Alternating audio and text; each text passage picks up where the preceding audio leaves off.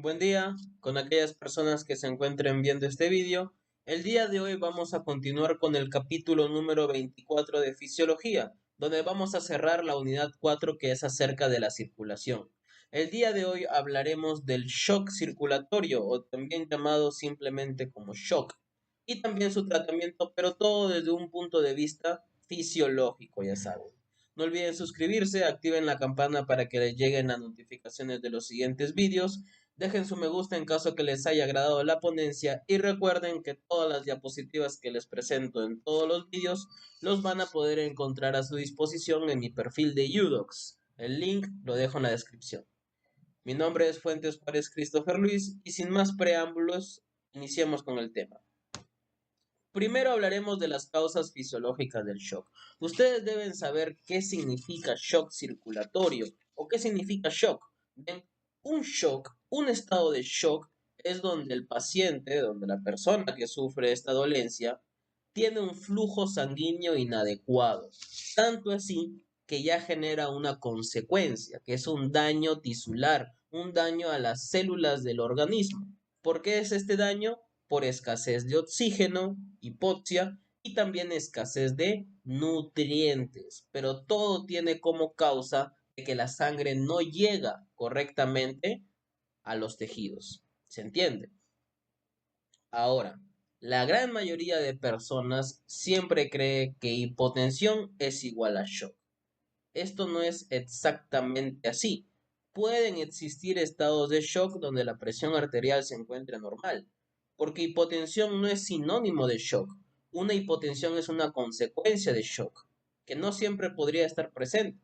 Bien, entonces lo que quiero es que no se fijen o que no esté su visión encerrada a la hipotensión, sino que shock es el daño tisular por hipoxia, por escasez de nutrientes y que todo esto tiene una causa que es un flujo sanguíneo inadecuado. ¿Correcto? Ahora, el shock puede ser de dos tipos.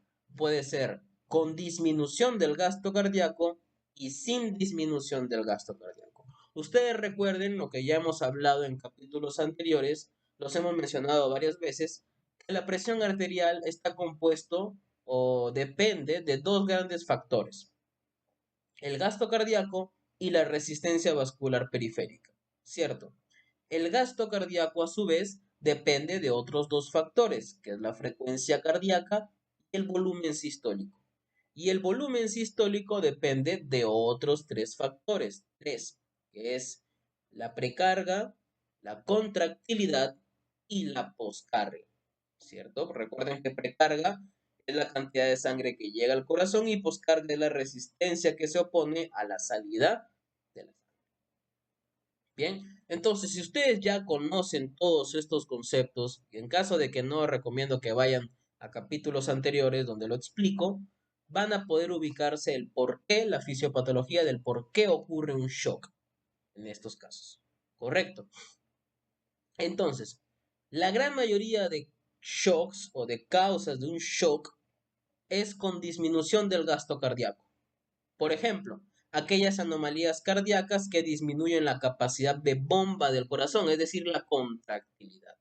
Si disminuye la contractilidad, disminuye el volumen sistólico. Si disminuye el volumen sistólico, disminuye el gasto cardíaco. Bien, ejemplos de este tipo de anomalías: infarto de miocardio, la causa más frecuente; estados tóxicos cardíacos, también; disfunción valvular grave, también; arritmias, también, entre otros. Pero lo más importante de este tipo de anomalías es el infarto de miocardio. Y también hay factores que disminuyen el retorno venoso. Si disminuyen el retorno venoso, disminuyen la precarga, disminuyen el volumen sistólico y disminuyen el gasto cardíaco, ¿cierto? Por ejemplo, descenso del volumen de sangre en caso de una hipovolemia, descenso del tono vascular en caso de una vasodilatación generalizada o alguna obstrucción al flujo sanguíneo. Bien, son motivos o son causas de un shock con disminución del gasto cardíaco.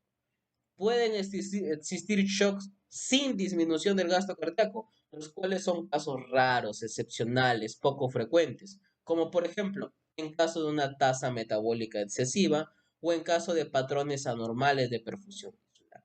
Pero lo que se debe quedar, lo más importante es reconocer los shocks con disminución del gasto cardíaco. Ahora, el shock tiene fases, tiene etapas, ¿bien? La primera etapa es la etapa no progresiva, también la puedes llamar etapa compensada. ¿Por qué?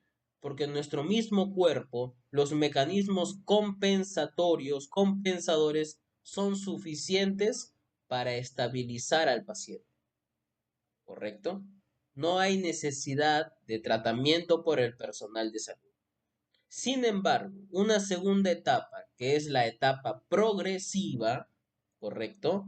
El cuerpo o el shock entra en una retroalimentación positiva. ¿Qué quiere decir? En un círculo vicioso, que si no se trata, que si no se corta ese círculo vicioso, va a ir empeorando progresivamente. Por lo tanto, en esta etapa ya no es suficiente los mecanismos compensatorios del propio cuerpo del paciente, sino que también requiere de un tratamiento por el personal de salud.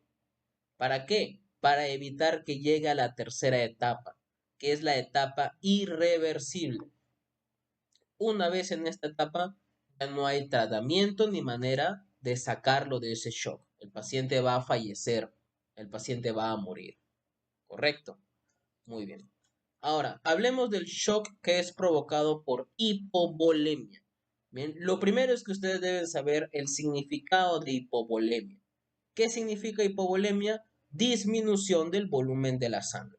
Ahora, ustedes sabrán que la sangre está compuesto por los elementos formes, que es glóbulos rojos, glóbulos blancos y plaquetas, y está dividido también por el plasma. Bien, no son exactamente lo mismo. Los elementos formes es un componente, el plasma es otro.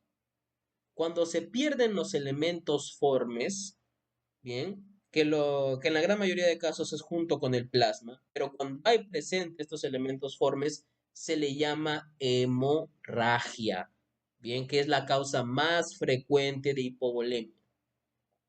Pero si solamente se está perdiendo plasma, a eso se le llama deshidratación, que tiene otro tipo de causas que no es por una hemorragia, ¿correcto? Pero la causa más frecuente de hipovolemia es la hemorragia, ¿correcto? Entonces es importante tener en cuenta esa diferencia, porque el tratamiento puede llegar a ser distinto. Si es un shock hipovolémico, por hemorragia, a un shock hipovolémico por deshidratación. ¿Se entiende? Ahora, independientemente sea por hemorragia o por deshidratación, lo que ocurre es una disminución en el retorno venoso, ¿cierto? Le va a llegar menos volumen de sangre al corazón. Por lo tanto, disminuye la precarga, disminuye el volumen sistólico y finalmente el gasto cardíaco cae. Entonces, el shock hipovolémico, que es el tipo de shock más frecuente, es un shock con disminución del gasto cardíaco. Bien, ahora, una persona puede mantenerse en la primera etapa de shock, que es el shock no progresivo, shock compensado, hasta una pérdida máxima del 10%. Bien, que en nuestro caso sería 500 mililitros. Bien, no olviden que la persona, el ser humano promedio, tiene 5 litros de sangre. Por lo tanto, el 10% sería 500 mililitros. Entonces, una persona puede mantener estable la presión arterial y el gasto cardíaco hasta que se pierda un máximo del 10% de volumen de sangre, que es justamente lo que intenta representar esta gráfica de acá. Fíjense la línea de la presión arterial con la línea del gasto cardíaco, cómo ambos se mantienen al mismo nivel que lo normal hasta un máximo del 10%. Por encima del 10%, los mecanismos compensadores ya no son suficientes, ¿bien? Para poder mantener la presión arterial y el gasto cardíaco. Por lo que entran en un círculo vicioso donde el shock va a ir empeorando con mayor sea la pérdida de volumen de sangre en este caso. Por eso, si se dan cuenta, a mayor pérdida de sangre, la presión arterial y el gasto cardíaco van disminuyendo. Bien, podríamos decir que esta es la segunda etapa del shock. Bien, y llega hasta tal punto que si está por debajo de 50, bien, ya podríamos decir que está en una etapa casi irreversible. Bien, de tal manera que si un ser humano pierde el 40-45% de sangre, su presión arterial y su gasto cardíaco ya deberían ser de cero. Bien, de cero. Muerte prácticamente. Si una persona pierde 2-3 litros de sangre, es prácticamente el fallecimiento de esa persona. Bien, entonces, les mencioné primero que la persona, gracias a los mecanismos compensatorios, puede resistir un 10% de la pérdida del volumen total de la sangre, ¿cierto? Gracias a los mecanismos de defensas. Y esta etapa de shock se le llama shock no progresivo o shock compensado. Bien, todos estos tipos de mecanismos ya los hemos hablado en capítulos anteriores. Bien, se dividen de la siguiente manera. Están aquellos que actúan de manera inmediata, a los 30 segundos o pocos minutos, como por ejemplo el reflejo de vasoreceptores, el aumento de secreción de adrenalina y noradrenalina por parte de la médula suprarrenal. Por otro lado, hay aquellos que se activan un poco más tarde, a los 10, a los 60 minutos como máximo. Aquí está el sistema renina-angiotensina-aldosterona y la relajación inversa por estrés. Y hay otros que son a largo plazo, que se activan en 1 a 48 horas, como por ejemplo el reajuste del volumen de sangre, aumentando la absorción del líquido, ya sea por parte del tracto intestinal, como sea por parte del espacio intersticial. Y obviamente acá también podemos mencionar a la respuesta isquémica del sistema nervioso central, ¿no? Que es ese último esfuerzo simpático por parte del cerebro, ¿no? Esa última trinchera por mantener la presión arterial estable. Bien, pero es ya el último recurso que utiliza nuestro cuerpo. Bien, como el último esfuerzo, por así decirlo. Bien, ahora, si la persona pierde más del 10% de volumen de sangre, más de 500 mililitros, en la gran mayoría de casos se entran en la segunda etapa del shock, en que es un shock progresivo, un shock descompensado, donde por el mismo daño de la hipotensión y entre otros factores que ahorita mencionaremos, entran en una retroalimentación positiva, en un círculo vicioso, donde si no se trata, donde si no se corta este círculo vicioso, la persona va a ir empeorando, empeorando, empeorando, y si no se trata a tiempo, puede entrar en un shock irreversible, ¿correcto? Irreversible. Entonces, ¿cuáles son estos efectos de la retroalimentación positiva? Son los que se resumen en este gráfico de acá. Por ejemplo, cuando la presión arterial cae, bien, cuando hay un cuadro de hipotensión, esto también afecta principalmente al flujo sanguíneo coronario. Entonces también desciende el flujo sanguíneo coronario. Y ustedes saben que las arterias coronarias a quién irrigan, al corazón. Entonces el corazón recibe menos cantidad de sangre, menos cantidad de oxígeno, menos cantidad de nutrientes. Bien, y eso disminuye más, bien, disminuye más o genera, mejor dicho, una depresión cardíaca. Y esta misma depresión cardíaca va a generar nuevamente hipotensión o mayor hipotensión, va a disminuir aún más el flujo sanguíneo coronario y ahí es donde estamos hablando de un efecto de retroalimentación positiva, un efecto de círculo vicioso. Esa es una manera, tan solamente una manera. Bien. También puede ocurrir un fracaso vasomotor, donde el descenso del flujo sanguíneo afecta a nivel del centro vasomotor. Pero eso son en casos muy extremos, miren, donde la presión arterial ya es menor de 30 milímetros de mercurio. Fracaso vasomotor. También hay una éstasis sanguínea. Bien, ¿qué quiere decir éstasis sanguínea? Más que todo a nivel de los capilares, a nivel microvascular. Como la sangre no llega a todas las partes de nuestro cuerpo, no llega de manera correcta, hay una lentitud de flujo sanguíneo microvascular, en los capilares, bien, en los capilares sanguíneos. Entonces, lo que ocurre en estos lugares, en esos sitios, es que va a haber un proceso anaerobio de la glucólisis, bien, que es el alternativo, ¿no? Hace una respiración celular alternativa.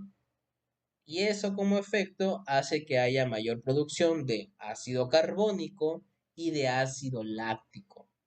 Y estos dos tipos de ácido, con otros factores de la isquemia, hacen que a nivel de esos capilares se formen coágulos muy pequeñitos. Y esos coágulos pequeñitos bastan para bloquear a esos capilares, para bloquear a esos vasos sanguíneos que son muy pequeños y por lo tanto generar éstasis sanguínea. A todo esto se le llama coagulación intravascular diseminada. Y como esta coagulación intravascular diseminada genera éstasis sanguínea, quiere decir que la sangre permanece a esos lugares. Por lo tanto, va a llegar menor cantidad de sangre al corazón. Por lo tanto, desciende el retorno venoso. Y si desciende el retorno venoso, mayor daño cardíaco, mayor hipotensión y de igual manera se repite la retroalimentación positiva. Se genera el círculo vicioso. Bien, ahora, el mismo estado de hipoxia tisular que ocurre también genera un aumento de la permeabilidad capilar, incrementa la permeabilidad capilar. ¿Eso qué va a hacer? Eso va a ser trasudación de grandes cantidades de líquido. Bien, gran cantidad de plasma sale de los vasos sanguíneos y se dirige a nivel extracelular o intercelular. Por lo tanto, disminuye el gasto cardíaco y también participa del círculo vicioso. También ocurre una liberación de toxinas en el tejido isquémico, como histamina, serotonina, endotoxina, entre otras enzimas más. Y evidentemente también hay un deterioro celular generalizado, ¿bien? Que es a nivel de todo el organismo, pero existen tres órganos que son los principalmente afectados por un shock, que es hígado, pulmones y corazón. Bien, entonces, ¿qué efectos ocurren a nivel de estos órganos para decir que es un deterioro celular? Por ejemplo, hay una disminución del transporte activo de sodio y potasio, ¿no? Donde el sodio y el cloro se quedan dentro de la célula y el potasio sale de la célula. Esto se traduce en un edema celular, en una tumefacción celular. También hay un descenso de la actividad mitocondrial. También hay una liberación intracelular de hidrolasas, porque los lisosomas, bien, los lisosomas, si recuerdan cuando hablamos de histología, los lisosomas que están en el citoplasma contienen hidrolasas. Esas hidrolasas son importantes para la digestión celular. Por lo tanto, si las hidrolasas, que son estas enzimas, se liberan de los lisosomas, comienzan a comerse el citoplasma celular. Por lo tanto, hay deterioro. Y también hay una disminución del metabolismo celular de los nutrientes, principalmente disminución del metabolismo de glucosa, ¿correcto? De glucosa. Muy bien. Entonces, si ese círculo vicioso, con el pasar de los minutos, de las horas y en algunos casos de los días, no se corta bien con el tratamiento, va a ir empeorando, empeorando, empeorando, hasta entrar en una tercera etapa del shock que se llama shock irreversible. Bien, donde da igual qué tipo de tratamiento le demos, da igual cuántos paquetes de sangre le demos, da igual cuánto plasma le demos, le intubemos, le demos epinefrina, noradrenalina, da igual. Bien, no va a salir de ese shock y el paciente va a fallecer, va a morir. Bien, entonces, ¿qué puede ocurrir? ¿Qué tan extremo debe ser eh, la situación para que un estado de shock sea irreversible? ¿Qué debe ocurrir en el cuerpo? Bien, hay varios factores, ya hay varios factores que aportan, pero hay uno en especial, bien, hay uno en especial donde, que es el que determina principalmente, de que es un shock irreversible. Bien, ¿qué es lo que pasa? Cuando el deterioro celular, que es lo que hemos mencionado acá, bien, cuando el deterioro celular ya está bastante avanzado, lo que ocurre es una depresión de las reservas celulares ricas. Bien, ustedes recuerden que cada una de nuestras células necesita energía para poder ejercer sus acciones y sobrevivir, ¿cierto? Y para que ellos puedan hacer sus acciones, esta energía se traduce en el ATP, que es el trifosfato de adenosina. Y el ATP, bien, el ATP lo realiza o lo obtiene gracias a la mitocondria. Pero para que la mitocondria pueda hacer todos estos procesos bioquímicos, de que si el ciclo de Krebs, que si la glucólisis, ¿no? De todos esos que hemos hablado en histología y bioquímica, necesita de oxígeno, necesita de glucosa. Y como el shock es un estado de escasez de oxígeno, va a tener problemas para hacer la respiración celular, para hacer energía celular, para hacer ATP y por lo tanto para ejercer sus acciones. Correcto. Pero cuando esto ya está bastante avanzado, no se ha cortado este círculo vicioso, ya hay una depleción total de sus reservas. Entonces, lo que hace la célula es degradar el fosfato de creatina y degradar el poco trifosfato de adenosina que tiene, el poco ATP. De tal manera que este ATP se degrada en difosfato de adenosina, este se degrada en monofosfato de adenosina y finalmente se degrada en adenosina. Esta adenosina, bien, esta adenosina sale de la célula y se dirige a nivel de la sangre. Y cuando ya se encuentra en la sangre, la adenosina se convierte en ácido úrico. Y una vez que la adenosina se convierte en ácido úrico, ya no hay manera de que vuelva a convertirse en adenosina. Y si ya no se convierte en adenosina, mucho menos va a haber posibilidad de que retorne a la célula. Una vez que es ácido úrico, ya no regresa a la célula. Y eso es lo que ocurre con cada célula del cuerpo en el shock irreversible. Sacan todas sus reservas de energía, las llevan a la sangre donde se convierte en ácido úrico y nunca más van a poder volver a captarlo. Y entonces mueren todas las células. Y no hay ninguna manera por parte del cuerpo o un tratamiento médico de hacer que ese ácido úrico vuelva a ser adenosina. Y ese es el motivo por el cual se llama shock irreversible. ¿Se entiende? Entonces hemos hablado de las tres etapas de shock, ¿no? Recuerden que estamos hablando de shock desde un punto de vista fisiológico. Bien, y hablar de las tres etapas es un gran ejemplo de la fisiología que ocurre en estos casos. Bien, pero les había dicho que el shock hipovolémico puede ser hemorrágico cuando se pierde los elementos formes, pero también puede ser por deshidratación, que es solamente cuando se pierde plasma. ¿En qué caso se pierde plasma o solamente plasma? En sudoración excesiva, en diarreas o vómitos intensos, en pérdida de líquido en caso de un síndrome nefrótico, nefrítico, o en alguna ingestión inadecuada de líquidos y electrolitos, ¿no? Por ejemplo, en caso de hipernatremia. En caso de una destrucción de las cortezas suprarrenales, ¿no? Cortezas suprarrenales que ya no generan aldosterona, y ustedes saben que la hormona aldosterona reabsorbe agua, sodio y cloro. Entonces, si ya no hay aldosterona, no hay reabsorción de estos y riesgo de deshidratación. ¿Y por qué la deshidratación generaría un estado de shock hipovolémico?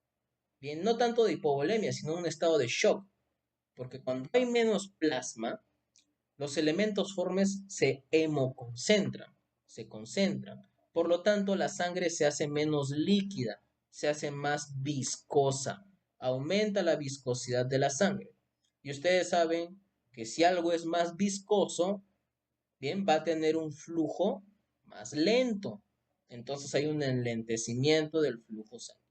Y por lo tanto es un flujo sanguíneo inadecuado. ¿Correcto? Muy bien.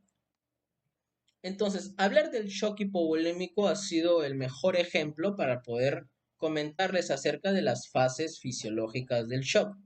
Pero, ya por métodos teóricos, tienen que saber que también existen otros tipos de shock que no tienen precisamente la misma fisiopatología que el shock hipovolémico. Por ejemplo, el shock neurógeno o neurogénico. Bien, aquí lo que ocurre es un aumento de la capacidad vascular. ¿Qué quiere decir? Bien, ¿qué quiere decir? Que en un shock neurogénico, que puede ser por una anestesia general profunda, por una anestesia espinal o por un daño cerebral, ya sea por un golpe en la base del cerebro o en el cuello, que es lo más frecuente, bien, afecta a los centros vasomotores. Bien, afecta al centro vasomotor. Entonces hay una pérdida súbita del tono vasomotor. Y si pierde tono, los vasos sanguíneos, ¿qué es lo que van a hacer? Van a abrirse. Hay una vasodilatación masiva de las venas. Y ustedes saben que si hay vasodilatación, van a poder captar más sangre, pero el flujo sanguíneo también se enlentece. Por lo tanto, reduce el retorno venoso por una éstasis venosa. Y si disminuye el retorno venoso, ya saben ustedes, disminuye la precarga, disminuye el volumen sistólico y finalmente disminuye el gasto cardíaco. Es otra vía, si se dan cuenta, es otra manera. Bien, el shock anafiláctico tiene prácticamente la misma acción, generar esta pérdida súbita del tono vasomotor. Pero no es por anestesia o por un golpe, es por una reacción alérgica, ¿no? Que hace que basófilos, que hace que eosinófilos liberen histamina, ¿no? La histamina genera un aumento de la capacidad vascular por dilatación venosa, disminuyendo el retorno venoso, tal cual como lo hemos mencionado en shock neurogénico, pero también genera dilatación de arteriolas. Eso disminuye la presión arterial. Y también genera gran aumento de la permeabilidad capilar, generando pérdida de líquido, pérdida de proteínas, y todo se reduce en una disminución masiva del retorno venoso. Bien, también está el shock séptico, que es provocada por una infección bacteriana diseminada, bien, que genera un daño extenso. La causa más frecuente de shock séptico es infección por bacterias gram positivas. Y en segundo orden de frecuencia por bacterias gram negativas que sean liberadoras de endotoxinas. Bien, entonces todos estos tipos de shock son un flujo sanguíneo inadecuado. Bien, inadecuado, disminuido, ¿correcto? Dependiendo qué tan disminuido sea el flujo sanguíneo, va a ser más grave el shock, evidentemente. Pero cuando el flujo sanguíneo es interrumpido totalmente, a eso se le llama parada circulatoria, que puede ser por una parada cardíaca o por una fibrilación ventricular. Y obviamente a más minutos que pase de una parada circulatoria, quien va a sufrir daños ya casi irreversibles es el cerebro, ¿cierto? Miren cómo si solamente pasan de 5 a 8 minutos, 50% de los casos genera un daño cerebral permanente. Y si es que pasan de 10 a 15 minutos, el 100% de los casos va a tener daño cerebral permanente. Bien.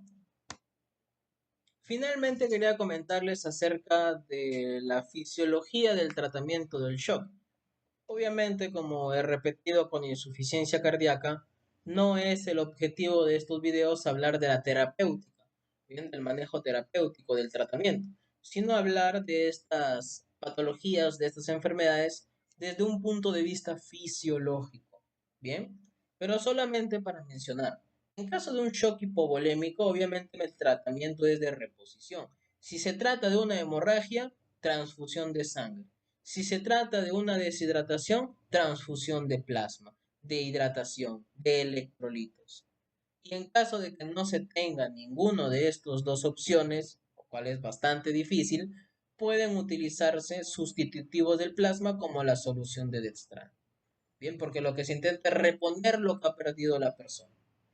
Pero si es un shock neurogénico, si es un shock anafiláctico, donde el problema es la gran vasodilatación, lo que necesitamos es un efecto vasoconstrictor, ¿cierto? Para ir en contra de la causa del shock. Y para eso se utilizan fármacos simpaticomiméticos, como la noradrenalina, como la adrenalina. Bien, y entre otras opciones terapéuticas tenemos también la posición de Trendelenburg. Bien, ¿en qué consiste la posición de Trendelenburg? De hacer que el paciente en decúbito supino, es decir, acostado boca arriba, boca al techo, eh, hacer que la cabeza se encuentre 30 centímetros, por lo menos, 30 centímetros más bajo que a nivel de los pies. Y esto va a hacer que aumente el retorno venoso y por lo tanto que aumente el gasto cardíaco. Oxigenoterapia en caso de que lo necesite y ya en casos avanzados pueden optarse por glucocorticoides, porque los glucocorticoides aumentan la fuerza del corazón, por lo tanto aumentan el gasto cardíaco, estabilizan a los lisosomas para que no liberen las hidrolasas y estas hidrolasas no coman el citoplasma de la célula. Por lo tanto, estabilizan los lisosomas. Y también facilitan el metabolismo de la glucosa, lo que se ve disminuido en un shock, ¿cierto? Y de paso también, al tener la glucosa a su disposición, la célula va a producir menos niveles de ácidos, de ácido carbónico especialmente y por lo tanto menor acidosis en estado de shock. Bien, listo. Entonces, no olviden que como referencia bibliográfica estoy utilizando Fisiología Médica de Guyton. Suscríbanse, activen la campana para que les lleguen las notificaciones de los siguientes vídeos. Dejen su me gusta en caso que les haya agradado la ponencia. Y recuerden que todas las diapositivas que están viendo en todos mis vídeos, bien, los van a poder encontrar en mi perfil de Udox, el cual la descripción se las dejo, el link, perdón, se las dejo en la descripción del vídeo. Nos vemos en el siguiente capítulo, el número 25, ¿no? Que ya es una nueva unidad. Ya pasamos el corazón, la circulación, ahora nos iremos a los líquidos corporales y a los riñones. Bien, la fisiología del riñón, ¿correcto? El capítulo número 25, que es el primero de esa unidad, trata sobre la regulación de los compartimentos del líquido corporal. Es decir, hablaremos del líquido intracelular y extracelular. Y de paso también mencionaremos ya a mayor profundidad sobre el edema. Bien, entonces nos vemos en el siguiente vídeo. Espero que les haya gustado este. Y pues nada, nos vemos en el siguiente capítulo.